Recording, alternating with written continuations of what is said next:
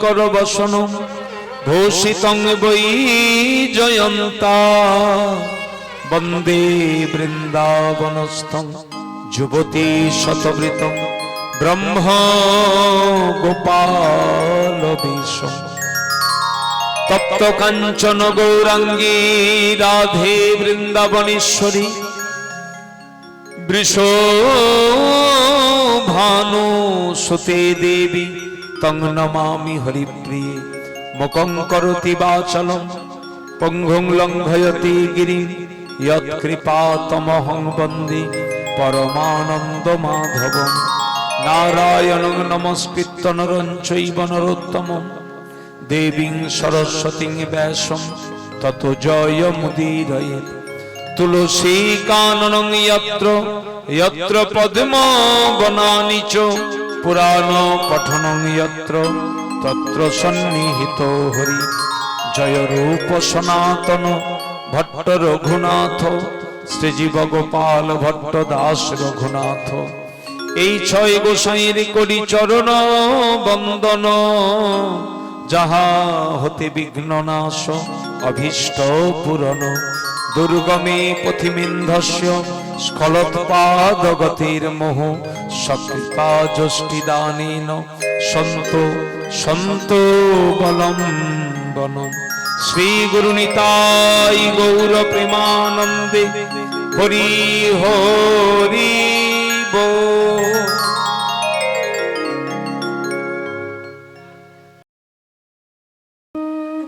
परम्परात्पर अखिलेश्वर तत्व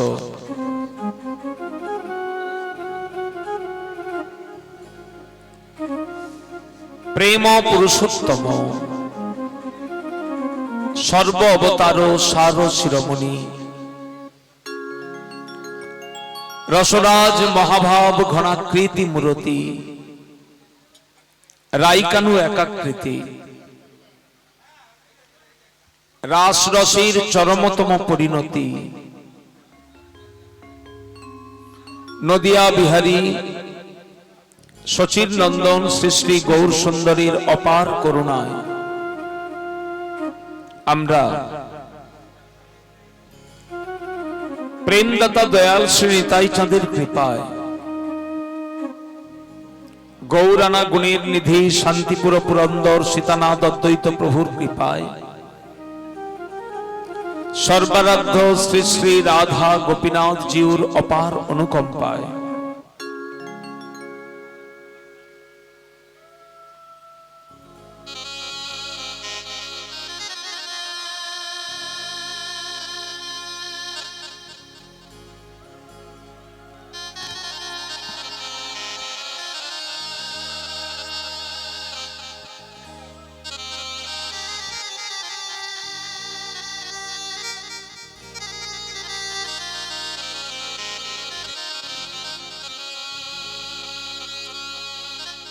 आज के महामहेंद्र क्षणे अमृत क्षणे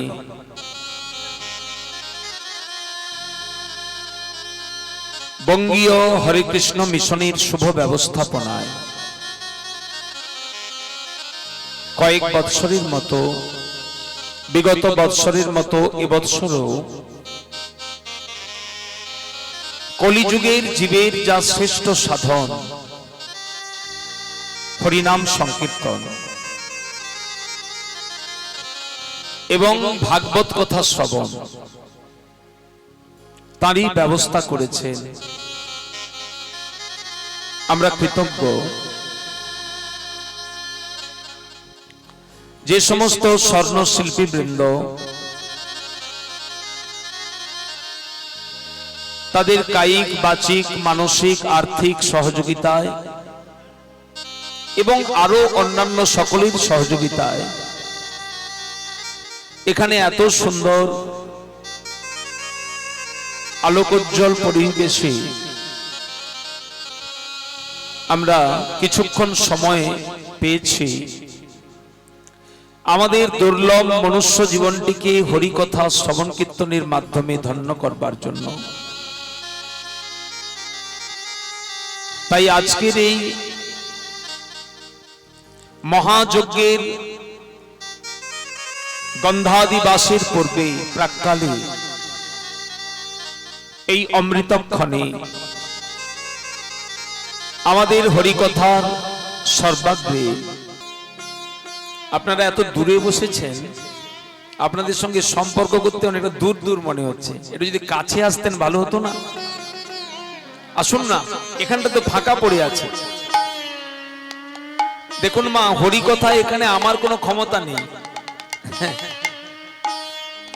আপনারা যেমন বলাবেন, আপনারা যেমন কৃপা করবেন, এখানে সেরকম বর্ষিত হবে। বাহ, এই তো। দূরে থাকলে কি হয় বলুন তো, সম্পর্কটা দূরে দূরে হয়ে যায়। একবার সকলে মিলে নিতাই গৌর প্রেমানন্দে হরি হরি বল। তাহলে ওই দূরে থাকলে কি হয় বলুন তো, ভাগবত ভগবানের কাছে না আসলে তার তো কৃপাটা পাওয়া যায় না, দূর থেকে সবসময় পাওয়া যায়। দেখুন, আপনারা বলতে পারেন কেন, অনেক প্রকার তো মত আছে, অনেক প্রকার মার্গ আছে। শাস্ত্র বলছেন যত যত মার্গ আছে ভগবানকে প্রসন্ন করবার জন্য, জ্ঞান যোগ, তপস্যা, সাধ্যায় যোগ, দান, ব্রত, বললেন হরিকথা শ্রবণ কীর্তনের মতো জীবের আদ্য এবং শ্রেষ্ঠ সাধন আর কিছু হতে পারে না। শাস্ত্রে এমন কথা বললেন, কোন ভাগ্যে কোন জীবের শ্রদ্ধা যদি হয় তবে সেই জীব সাধু সঙ্গ করে। সাধু সঙ্গ হইতে হয় শ্রবণ কীর্তন, সাধন ভক্তি হয় অনর্থ নিবর্তন। এই যে আমরা আজকে এখানে হরিকথা শ্রবণ কীর্তনের সুযোগ পেয়েছি বা এখানে বসেছি, তার মানে এটা এমন নয় এটা কোনো সাধারণ ব্যাপার। বহু বহু অনেক অনেক জন্মের তপস্যার ফলে আজকে এই সাধু গুরু বৈষ্ণব সব আমরা এক আসনে বসে, আমাকে আপনারা উচ্চ আসনে বসিয়েছেন বটে, বাস্তবিক আমার এখানে কোনো ক্ষমতাই নেই। আপনাদের একাগ্রতা, আপনাদের শ্রদ্ধা, আপনাদের ঐকান্তিক প্রেম ভক্তির বিকাশ যদি না ঘটে, বক্তার ক্ষমতা নাই আপনাদের কাছে হরিকথা বলবার। শ্রোতা এবং বক্তার মধ্যে যতক্ষণ না একাগ্রতা হয় ততক্ষণ হরিকথা আস্বাদন হয় না। কেন জানেন? হরিকথা আমিও বলি না আর আপনারাও শোনেন না। এটা আবার কেমন কথা হলো? বক্তা বলবেন আর শ্রোতারা শুনবেন, এই তো স্বাভাবিক। আরো ছোট, বক্তারা বলবেন শ্রোতারা শুনবেন, বললেন না, তিনি বক্তা তিনি শ্রোতা। এখানে বক্তাও ভগবান আর শ্রোতাও ভগবান। ভগবান একটা কথা বলেছিলেন নারদকে, নাহাম তিষ্ঠামি বৈকুণ্ঠে যোগিনাং হৃদয়ে নচ মত ভক্ত যত্র গায়ন্তি তত্র তিষ্ঠামি নারদ। নারদ ঠাকুর জিজ্ঞেস করেছেন, প্রভু আপনি থাকেন কোথায়? আপনার তো অনন্ত ধাম। ধনী লোকের অনেক জায়গায় ঘর বাড়ি থাকে, ঠিক কিনা? বিভিন্ন শহরে ফ্ল্যাট আছে, কিন্তু ওনার একটা পার্মানেন্ট ঠিকানা আছে। তো কোথায় গেলে ওনাকে পাবো, কোন ঠিকানায় চিঠি দিলে ওনার দেখা পাওয়া যাবে, ঠিক কিনা? ভগবানকে জিজ্ঞেস করেছেন আপনি থাকেন কোথায়? ভগবান বলছেন, দেখো নারদ, বৈকুণ্ঠ আমার ধাম বটে, আমি বৈকুণ্ঠে যাই, কিন্তু ন তিষ্ঠ, আমি ওখানে বেশিক্ষণ, ন তিষ্ঠামি, আমি ওখানে বেশিক্ষণ থাকি না। নাহাম তিষ্ঠামি বৈকুণ্ঠে। যোগীদের হৃদয়ে আপনি থাকেন? বললেন না, যোগীদের হৃদয়েও থাকি না। কেন? যারা সংসার পরিত্যাগ করে এত কঠিন তপস্যা করছেন হিমালয় পর্বতে গিয়ে কিংবা কোন পর্বত গুহায় গিয়ে, তাদের হৃদয়ে আপনি থাকবেন না কেন? তারা তো আপনাতেই নিয়োজিত প্রাণ। ভগবান বলছেন, দেখো যোগীদের সঙ্গে আমার কোনো শত্রুতা নেই যে আমি তাদের হৃদয়ে থাকবো না। বাস্তবিক অর্থে আমি তো প্রত্যেক জীবের হৃদয়ে আছি, কিন্তু আমার স্বয়ং রূপটাকে ওরা মানতে চায় না। কথাটা আরেকবার বলবো। ভগবান নারদকে বলছেন আমার স্বয়ং রূপটাকে যোগীরা মানতে চায় না। যোগীরা মনে করে আমাকে দেখতে কেমন জানো, আমি নাকি নিরাকার, মানে আমার কোনো আকার নাই। আমি নাকি নির্গুণ, আমার কোনো গুণ নেই। আমি নিরঞ্জন, আমি নির্বিশেষ, এই সমস্ত শব্দ বলি। এই শব্দগুলো কিন্তু তাদের কথা নয়, এগুলো বেদেরই কথা। বেদেই ভগবানকে বলছেন তিনি নিরাকার, নির্গুণ, নিরঞ্জন, নির্বিশেষ। বাস্তবিক কি ভগবান নির্গুণ? তিনি তো অনন্ত গুণগুণার্ণব। সমুদ্রের যেমন তল খুঁজে পাওয়া যায় না, ব্রহ্মাজি বলছেন ব্রহ্মস্তুতিতে, যদি কোনো ব্যক্তি পৃথিবীর সমস্ত ধূলিকণাকে গণে দিতে পারে, অথবা নক্ষত্রমণ্ডলীর যত তারা আছে গণে দিতে পারে, তথাপি ভগবানের গুণকে কেউ কোনোদিন গুণে শেষ করতে পারে না। তাহলে যিনি এত অনন্ত গুণার্ণব, তাকে ওরা বলে কি না আমি নাকি নির্গুণ। ভগবান বলছেন আমার রূপ এত সুন্দর, যে রূপের এক কোণ ডুবায় সর্ব ত্রিভুবন, সর্ব প্রাণী করে আকর্ষণ। যে রূপের এক কোণাতেই পৃথিবী ডুবে যায়, অথচ ওরা আমাকে কি বলে, আমি নাকি অরূপ, আমি নিরাকার। এই জন্য আমি ওদের হৃদয়েও থাকতে চাইলেও ওরা আমাকে হৃদয়ে রাখতে চায় না। ওরা কেবল আমার সেই জ্যোতি স্বরূপটিকে, অর্থাৎ আমার অঙ্গজ্যোতিকেই ব্রহ্ম বলে বা পরমাত্মা মনে করে তারই ধ্যান করে। তাহলে আপনি থাকেন কোথায়? ভগবান বলছেন মত ভক্ত যত্র গায়ত্রী তত্র তিষ্ঠামি নারদ।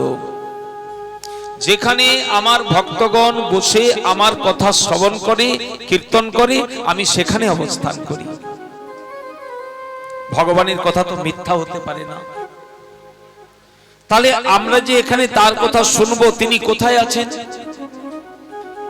ওই চিত্রপটে কি আছেন?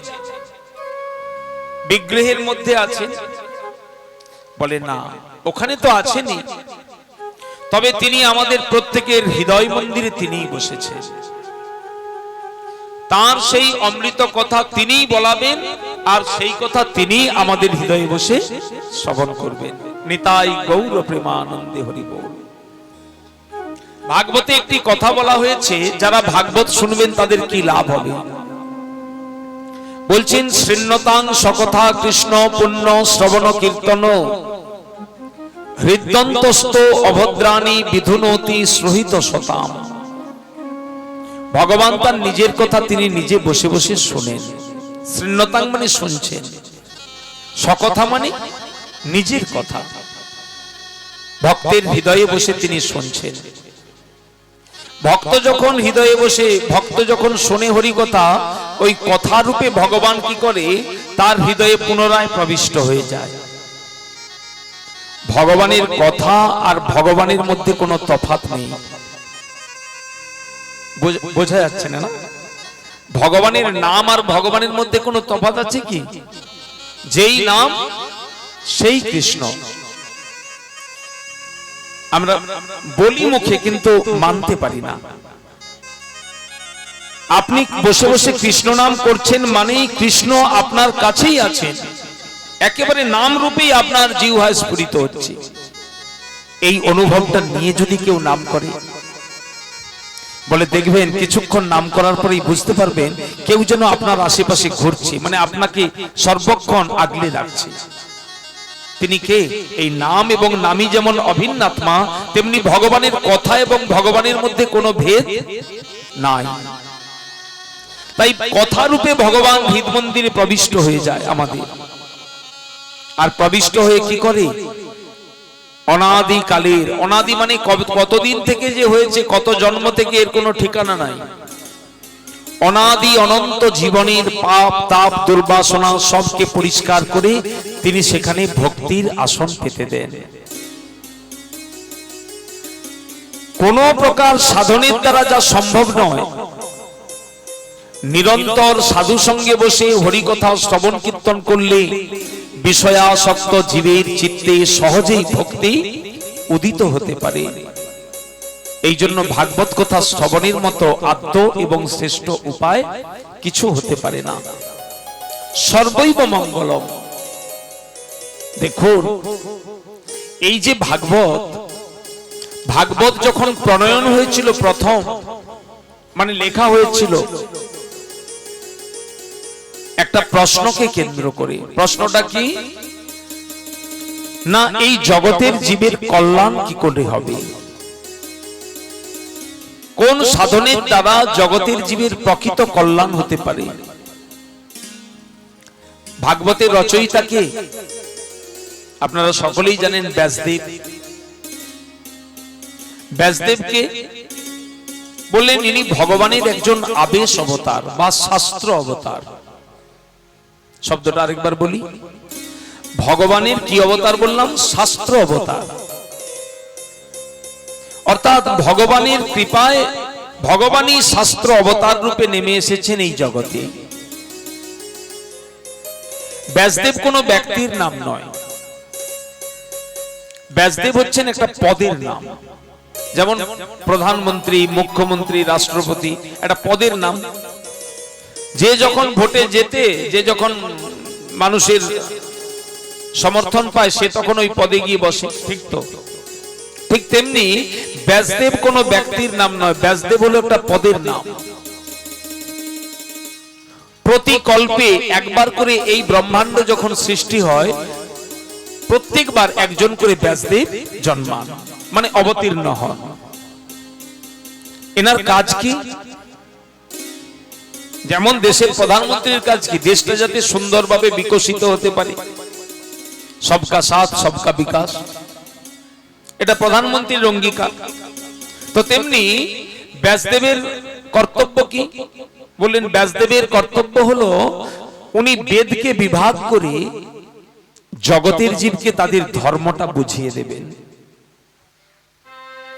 জগতের জীবের কোনটা ধর্ম এইটা উনি বুঝিয়ে দেবেন, এটা ওনার কাজ। দাপরে সমনো প্রান্তে তৃতীয় যুগ পর্যায়ে, এই দাপর যুগের শেষ প্রান্তে ব্যাসদেব রূপে অবতীর্ণ হলেন। কাকতালীয় ভাবে এই যুগের যিনি ব্যাসদেব, তার নামও ব্যাসদেব, তবে তার আদি নাম হলো কৃষ্ণ দ্বৈপায়ন। কি নাম? কৃষ্ণ দ্বৈপায়ন বেদব্যাস। ইনি পরাশর ঋষির পুত্র। এই পরাশর নন্দন বেদব্যাস অবতীর্ণ হয়েছেন ব্যাসদেব রূপে, এবং অবতীর্ণ হয়ে তিনি যা তার কর্ম, বেদ রচনা করলেন, বেদকে বিভাগ করলেন। বেদের 4টি ভাগ আমরা ছোটবেলায় পড়েছি, ঋক, সাম, যজু, অথর্ব। এই বেদকে 4 ভাগে বিভক্ত করলেন, বেদান্ত সূত্র রচনা করলেন। কিন্তু ব্যাসদেবের মনে কোনো শান্তি আসছে না। কেন শান্তি আসছে না? ব্যাসদেবের মনে হচ্ছে যে এই যে বেদের মধ্যে আমি যে ধর্মের কথা বলেছি, এই ধর্মের বার্তা জগতের সমস্ত আপামর জীব বুঝতে পারবে না।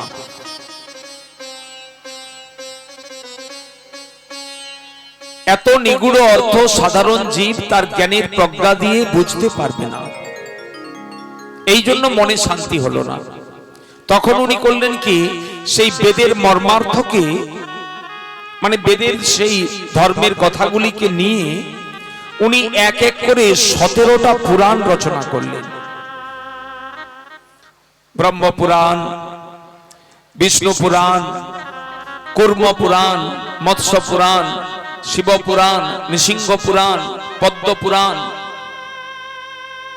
এইরকম 17খানা পুরাণ রচনা করে মহাভারত রচনা করলেন, যাকে বলা হয় পঞ্চম বেদ। কত খাটছেন, এত গ্রন্থ। মহাভারতের শ্লোক আছে 1 লাখ। তাই এই এত গ্রন্থ আদি রচনা করবার পরেও ব্যাসদেবের মনে কোনো শান্তি আসছে না। উনি একদিন নির্জনে সরস্বতী নদীর তীরে বসে আছেন, ওই বদরিকা আশ্রমের দিকে। সেই সরস্বতী নদীর তীরে সমাপ্রাস নামক আশ্রমের কাছে বেদব্যাস বসে আছেন। মনটা ভালো না। যখন উনি বসে বসে ভাবছেন যে জগতের জন্য আমি এত খাটলাম, তথাপি আমার মনে শান্তি আসছে না কেন? আসলে কি জানেন, যারা কর্তব্যপরায়ণ ব্যক্তি, তারা তাদের কর্তব্যটা যদি ঠিক ঠিক পালন করতে না পারে, তাহলে তাদের মনে শান্তি আসে না। ঠিক কিনা? আপনাকে একটা দায়িত্ব দেওয়া হয়েছে, সেই দায়িত্বটা যদি আপনি নিখুঁতভাবে না করতে পারেন, যিনি কর্তব্যপরায়ণ ব্যক্তি হবে, তার মনে শান্তি হবে কি? দূর, কাজটা করলাম কিন্তু কাজটা আমার ভালো হলো না, মনে হবে তো। ব্যাসদেবের মনে হয়েছে যে কর্তব্যের জন্য আমাকে পৃথিবীতে পাঠানো হয়েছে, সেই কর্তব্যটা আমি ঠিক ঠিক করতে পারিনি, এই জন্য আমার মনে শান্তি আসছে না। যখন ব্যাসদেব এইরকম চিন্তা করছেন, ঠিক সেই সময় দেবর্ষিপাদ নারদ, উনি বীণা বাজাতে বাজাতে আর অবিরত নিরবিচ্ছিন্ন তৈল ধারাবত হরিনাম সংকীর্তন করতে করতে ওই ব্যাসদেবের কাছে এসে উপনীত হলেন। যখন ব্যাসদেব এসে উপনীত হয়েছেন, নারদ ঋষি যখন উপনীত হয়েছেন, তখন ব্যাসদেব তাকে যথাবিহিত সম্মান প্রণাম আদি করে আসন দিয়েছেন। দেখুন, ব্যাসদেব হচ্ছেন ভগবানের অবতার। একটু আগে সে কথাই আমরা বলেছি। ভগবানের কি অবতার? আবেশ অবতার। মনে রাখবেন কথাটা, আবেশ অবতার। মানে যখন ভগবানের কিছু শক্তি এই জগতে নেমে আসে জগতের হিত সাধনের জন্য, তখন তাকে বলা হয় আবেশ অবতার। আর দেবর্ষিপাদ নারদ হচ্ছেন ভক্ত অবতার। উনি ভক্ত, ভক্ত তত্ত্ব, ভগবানেরই ভক্ত অবতার। তাহলে ভক্ত বড় না ভগবান বড়? কে বড়? ভক্ত বড় না ভগবান বড়? হ্যাঁ, শুনতে পাচ্ছি। ভক্ত বড়,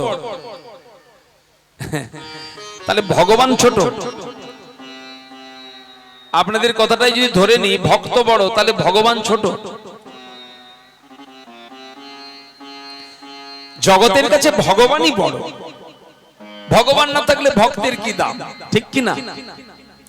জগতের কাছে ভগবান বড়, কিন্তু ভগবানের কাছে ভক্ত বড়। কথাটা আপনি ঠিকই বলেছেন। ভক্ত বড়, এটা কার কাছে? ভগবানের কাছে। ভগবান বলেন, ভক্ত মোর মাতা পিতা, ভক্ত মোর গুরু, ভক্তই রেখেছে নাম বাঞ্ছা কল্পতরু। দেখুন, ভক্তের যদি সেরকম কোন গুণ থাকে না, ভগবান বলে আমি সেই ভক্তের পেছনে পেছনে চলি। কিসের জন্য জানো? তার একটু চরণধুলি পাওয়ার জন্য। ওরে বাবা, এত বড় কথা! এ কোনো গালগপ্প নয়। শ্রীমদ্ ভাগবতের 11 স্কন্ধে স্বয়ং ভগবান উদ্ধবকে বলছেন, যদি কোনো ভক্তের 5টা গুণ থাকে, শুনে রাখুন, এ জীবনে যদি কেউ ভক্ত হতে চায়, এই 5টা গুণ যদি কেউ নিতে পারে, ভগবান কি বলছেন জানেন? উদ্ধবকে বলছে, উদ্ধব, নিরপেক্ষ, মুনি, শান্ত, নির্বৈরং আর সমদর্শন, এই 5টা গুণ যদি কারো থাকে, ভগবান বলছেন, অনুব্রজম মহং নিত্যং পুয়ে এত্রং রেণুভি, সেই ভক্তের পেছনে পেছনে আমি চলি তার চরণধুলি মাগবার জন্য। এত বড় কথা। পাঁচটা গুণ কি কি? প্রথম গুণ বললেন নিরপেক্ষ। নিরপেক্ষ মানে কি? মানে যে ডান পক্ষ নয় আর বাম পক্ষ নয়, তাই তো নিরপেক্ষ। বললেন না, এগুলো তো আমাদের বিচার, শাস্ত্রের বিচারে নিরপেক্ষকে বললেন যিনি কোনো কিছুর অপেক্ষা করেন না। আরেকবার বলি, যিনি কোনো কিছুর অপেক্ষা করেন না। আমরা কি করি? ভগবানের পুজো দিই, সেবা করি, কিন্তু অপেক্ষা আছে, ঠিক কি না? আজকে খুব ঠান্ডা, একটু পরে স্নান করব, তারপরে এত ঠান্ডা। আজকে খুব গরম, আজকে ছেলের পরীক্ষা, কালকে বাড়িতে শাশুড়ি মার খুব অসুস্থ। মানে আমরা বিভিন্ন কারণে আমাদের নিষ্ঠা বা নীতি থেকে আমরা অনেক সময় মানে ছোট বড় করে দিই, সময়ের হেরফের হয়ে যায় কিনা, ঠিক কিনা? হয়তো বললেন যার এই নিয়ম কখনো হয় না, যিনি কোনো কিছুর অপেক্ষা করবেন না, তিনি হচ্ছেন নিরপেক্ষ। এটা ভক্তের একটা বড় গুণ। আরেকটা গুণ কি না? মুনি। মুনি মানে যিনি সতত মননশীল, কায় মন বাক্যে নিরন্তর গোবিন্দকে চিন্তন করে। কোন সময় খান্তির অব্যর্থ কালোত্তম বিরক্তির মান ও শূন্যতা, এক মুহূর্ত সময় যার ভগবত চিন্তন ব্যতীত কাটে না, এইরকম ব্যক্তিকে বলা হবে মুনি। মুনির মতো জটা জুটো রাখলে, দণ্ড কমণ্ডলু ধারণ করলেই যে তিনি মুনি হবেন তা নয়। যিনি কায় মন এবং বাক্যের দ্বারা সতত গোবিন্দকে চিন্তন করবেন, স্মরণ করবেন, তিনি হচ্ছেন এ জগতে প্রকৃত মুনি। তাহলে দুটো গুণ হলো, নিরপেক্ষ, মুনি। তৃতীয় গুণটা কি বললেন? শান্ত। শান্ত মানে কি? যে দুষ্টুমি করে না, তাই তো, কথাবার্তা শোনে, ভালো ছেলে। বললেন না, শাস্ত্র বলছেন যাকে প্রকৃতির তরঙ্গ বিক্ষুব্ধ করতে পারেন না তিনি শান্ত।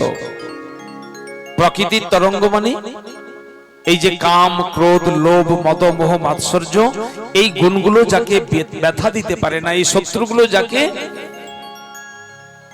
বিচলিত করে না, তিনি হচ্ছেন শান্ত ভক্ত।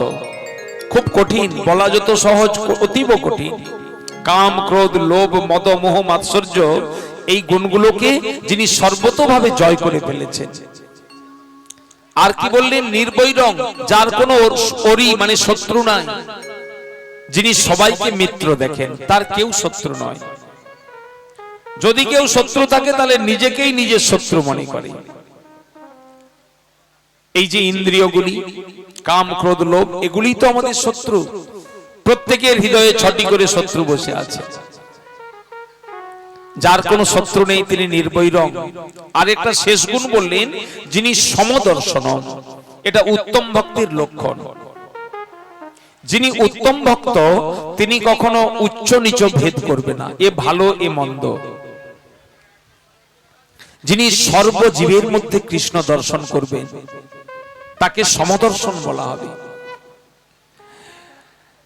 যারা ভগবানকে ভালোবাসেন কিন্তু ভক্তকে ভালোবাসে না, ভগবানকে প্রচুর ভালোবাসে কিন্তু ভক্তকে অতটা গুরুত্ব দেয় না, বলে ভাগবত বলছেন তারা হলো কনিষ্ঠ ভক্ত।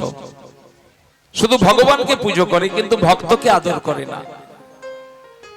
যারা ভগবানকে আদর করে আর ভক্তকে আদর করে, অভক্তকে খুব একটা পাত্তা দেয় না, বলে তারা মধ্যম ভক্ত। ভগবানকে ভালোবাসে আর ভগবানের ভক্তকে ভালোবাসে, অভক্তকে ভালোবাসে না। তাহলে উত্তম ভক্তকে বললেন যিনি সর্বজগতের জীবের মধ্যেই ভগবানকে দেখেন, যিনি কাউকে ঘৃণা করেন না। দেখুন না আমাদের বৈষ্ণব বন্দনাকার কি বলেছেন, হইয়াছেন আর হবেন যত বৈষ্ণবের গণ। এখনো হয়নি, হবে। আগে থেকে বৈষ্ণব বন্দনাকার দেবকীনন্দন, যিনি পূর্ব জীবনে চাঁপাল গোপাল ছিলেন, তিনি বন্দনা করে বলছেন, সবারও চন্দ্রন বন্দ দন্তে ধরি ঘাস। হইয়াছেন আর হবেন যত বৈষ্ণবের মহাপ্রভুর দাস। এখনো হয়নি, হবে। আগে থেকে তাদের জন্য উনি বন্দনা জানিয়ে রাখছেন। তাহলে শ্রেষ্ঠ ভক্তকে যিনি সর্বজীবের মধ্যে ভগবানকে দর্শন করেন। বলে এরকম যদি কোনো ভক্তের গুণ হয়, ভগবান বলছেন আমি তার চরণধূলিটা অঙ্গে মাখি। নারদ তো এরকমই একজন ভক্ত, তাই না? তাই দেবর্ষিপাদ নারদ আসাতে আজকে নারদকে কি করেছেন, উনি উত্তম আসন দিয়ে বসতে দিয়েছেন। দেবর্ষিপাদ আসনে বসে ব্যাসদেবকে ধমক দিয়ে বলেছেন, বকাবকি করেছেন। কি বলেছেন? কিংবা ভাগবতা ধর্মা ন প্রায়েণ নিরূপিতা প্রিয়া পরমহংসানাং ত এব অচ্যুত প্রিয়া। শোনো বেদব্যাস, তোমাকে দেখে মনে হচ্ছে তোমার মনে একটু শান্তি নেই। কেন শান্তি নেই জানো? তোমার জগতের জীবের কাছে পরম ধর্মটি বলা হয়নি। যে ধর্ম যজন যাজন করলে জগতের জীব অতি সহজে ভগবানকে পাবে, সেই ধর্মের কথা তোমার সেইভাবে বলা হয়নি। বেদব্যাস মনে মনে ভাবছেন যে প্রভু, কেন আমি তো বেদান্ত সূত্র রচনা করেছি,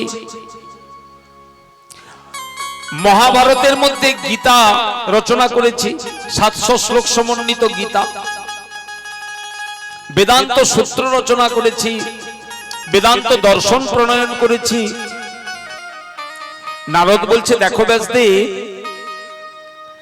তুমি প্রবৃত্তিটা বলেছ বেশি, নিবৃত্তি মার্গের কথা বলেছ কম।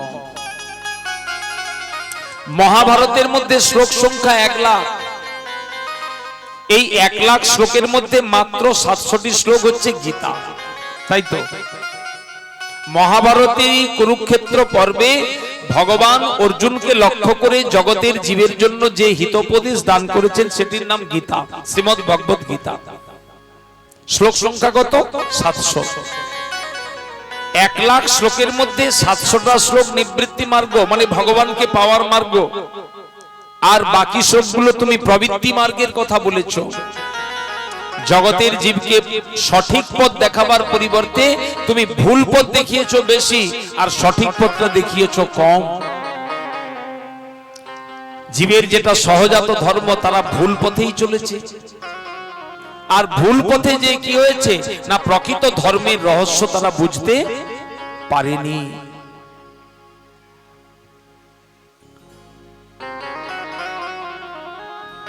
একটা কথা বলা আছে, ভ্রান্তং যত মুনীশ্বরই রূপী পুরাজস্মিন ক্ষমা মণ্ডলী। বড় ঋষি মুনি যোগী ধ্যানী তপস্বী বললেন, তারা পর্যন্ত এই ধর্মের রহস্য বুঝতে ভুল করেছে। ধর্ম মানে কি? যাকে ধরলে, যাকে ধারণ করলে জীবের আর কোনোদিন পতন হবে না। ধর্ম শব্দের অর্থ বলা হচ্ছে ধৃ ধাতু, মন প্রত্যয় যোগ করে ধর্ম শব্দ নিষ্পন্ন হয়।